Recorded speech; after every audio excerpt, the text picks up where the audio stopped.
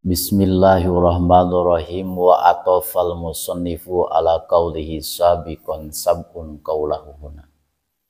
Jadi di sini kita masih melanjutkan masalah mahram, yaitu wanita yang haram untuk dinikahi. Namun dalam kesempatan ini kita akan menjelaskan masalah mahram dari jalur rodok. Wa atofal musannifu, kiai musannif mengatofkan ala qaulihi sabiqun kepada ucapannya yang telah terlewat sab'un, yaitu lafaz sab'un, qaulahu kepada ucapannya wasnani ajil muharramatu binasi isnani birodo, wanita yang haram untuk dinikahi dari jalur rodo, yaitu wasnani ada dua, binasi dengan nas Al-Quran, birodo sebab rodo, sebab jalur yang pernah menyusui si laki-laki tersebut. Misalkan ada seseorang perempuan yang pernah menyusui bayi laki-laki, maka bayi laki-laki tersebut kepada ibu yang pernah menyusui, yaitu termasuk kepada umur rodo, ibu yang pernah menyusui. Al-ummul murdi'ah wal ukhtu minal rodo. Yang pertama yang haram dinikahi oleh si laki-laki, yang pertama umul murdi'ah. Arti umul murdi'ah, ibu yang pernah menyusui si bayi laki-laki tersebut. Maka bagi bayi laki-laki haram menikah umul murdi'ah, haram menikahi ibu yang pernah menyusui si bayi laki-laki tersebut. Yang seterusnya wal ukhtu minarodo. Ukhtu minarodo diantaranya saudara wanita dari rodo.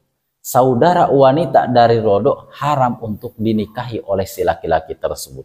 Misalkan bayi laki-laki pernah disusui oleh seseorang ibu, oleh seseorang wanita yang lain, terus wanita tersebut mempunyai anak perempuan, maka bagi si laki-laki tersebut haram menikah saudara perempuan yang dari jalur rodo, haram menikah dengan anak perempuannya dari umul murdi'ah. Dua. Wa inamak tasarul musannifu ala qaulisnani linasi alaima fil ayah.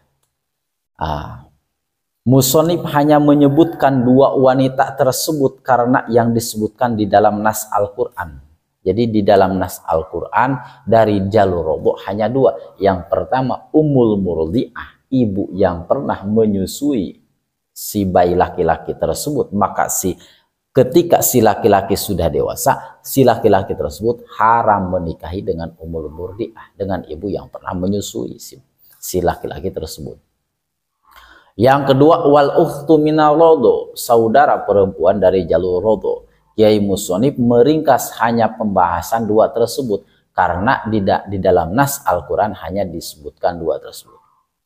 Wa ila pasabun, tapi kalau misalkan tidak dengan secara ringkas, disebutkan dengan secara gamblang, dengan secara tafsil, dengan secara perinci, pasabun al muharramatu binasab tahrumu birodo.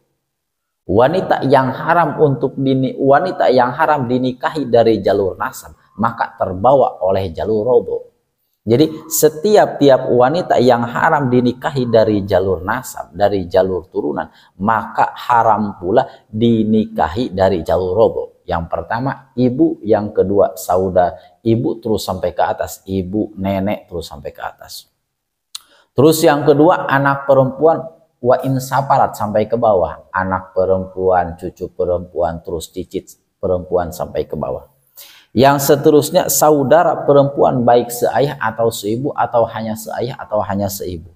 Yang seterusnya bibi dari jalur ayah, yang seterusnya bibi dari jalur ibu, yang seterusnya ponakan dari bibi, yang seterusnya ponakan dari paman.